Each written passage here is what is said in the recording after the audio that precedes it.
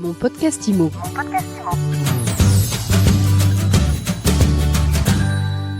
Bonjour et bienvenue dans ce nouvel épisode de mon podcast IMO. Je suis Ariane Artignan et tous les jours je reçois celles et ceux qui vous font du bien. Et aujourd'hui, je vous emmène à Paris. On part sur la rive droite avec Léandra Vatry. Bonjour. Bonjour. Léandra, vous êtes directrice du bureau Émile Garcin Rive Droite.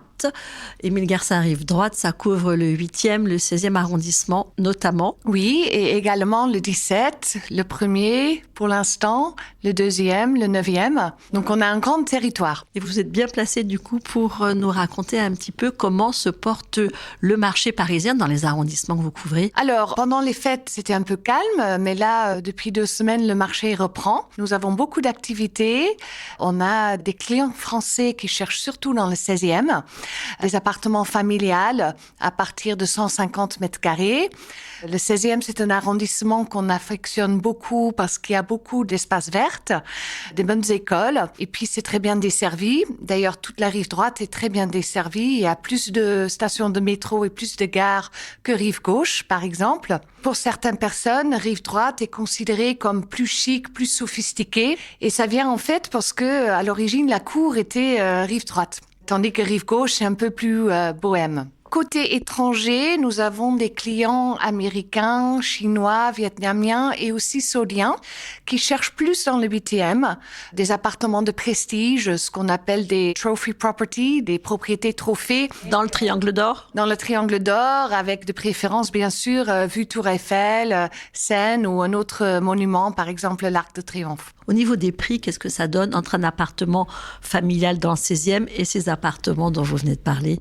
Alors, il y a une grande différence. Dans le 16e, on est entre 12 et 15, 16 000 mètres carrés. Après, ça dépend bien évidemment de l'état de l'appartement, de l'étage, s'il y a une vue dégagée, oui ou non. Et là, vous parlez de quelle partie du 16e ? Est-ce que c'est uniforme aujourd'hui entre le 16e sud et le nord, où il y a toujours un delta ? Non, le 16e sud est un peu moins bien coté que le 16e nord. Parce que le 16e sud est un peu plus éloigné et les gens préfèrent le 16e Nord, donc Victor Hugo, Place des États-Unis. Et donc là, on est sur quel prix ? Place des États-Unis, Victor Hugo, on est plus entre 15 et 17 000 mètres carrés pour les appartements haut de gamme. Et du côté Auteuil-Passy ? Auteuil-Passy, c'est plus 12, 14, je dirais. Alors là, c'est pour le 16e et le 8e. Alors, le 8e, ça dépend, parce qu'il y a quelques avenues, comme notamment l'avenue Montaigne, où on peut même aller jusqu'à 40 000 mètres carrés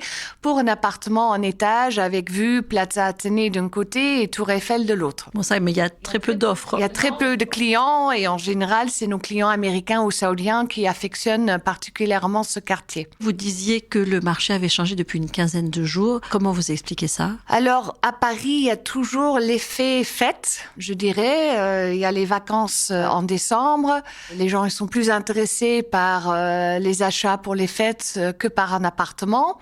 Et maintenant, les gens, ils reviennent sur Paris. Il y a les étrangers qui viennent. Et donc, on voit qu'il y a plus de mouvement. Nous avons rentré, il y a 2 semaines, nous avons rentré 11 mandats dans une semaine. Donc, c'est beaucoup, c'est très prometteur.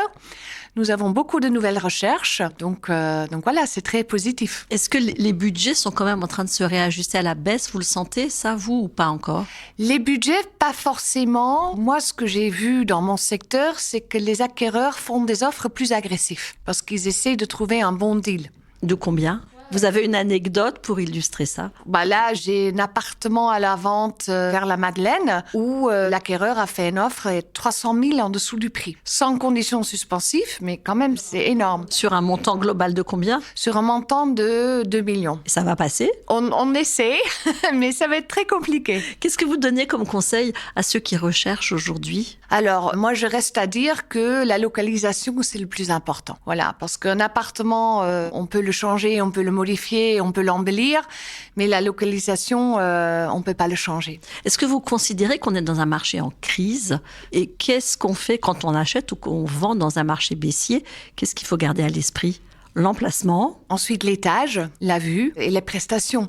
En général aussi, à Paris, il est préférable d'acheter dans l'ancien, dans l'haussmannien, parce que c'est plus coté que les immeubles années 60 ou 70, par exemple. Merci beaucoup, Léandra Vatry. Je rappelle que vous êtes directrice du bureau Émile Garcin, Paris, Rive-Droite. Avec grand plaisir, merci à vous.